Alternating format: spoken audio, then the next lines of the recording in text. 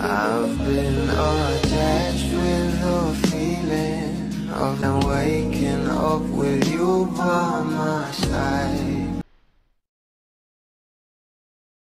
Nag-uusapan na nga ngayon sa social media ang bawat larawan ng ating Bal Mariano kasama ang kapatid at pinsan ng ating Donnie Pangilinan.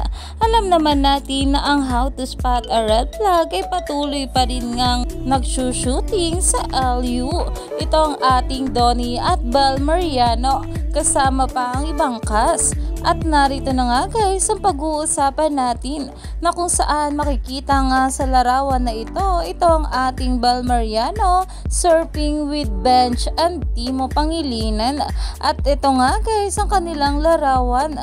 At narito naman guys ang panibago pang larawan na talaga namang for the gala nga itong ating Bal kasama itong sila Bench at Timo. At nandyan nga rin itong si Esnir. Pero hinahanap nga na mabula itong ating Donnie Pangilinan. Bakit nga ba wala dito itong ating Donnie? Dahil nga raw ito ay may shooting pa. Kaya naman itong ating Bal kasama ang kapatid at pinsan ay talaga namang ine-enjoy nga ang bawat sandali na magkakasama. Kaya naman umani pa nga ito ng maraming komento at pinag-uusapan na dahil sobrang close talaga itong ating Bal Mariano sa pamilya ni Donnie.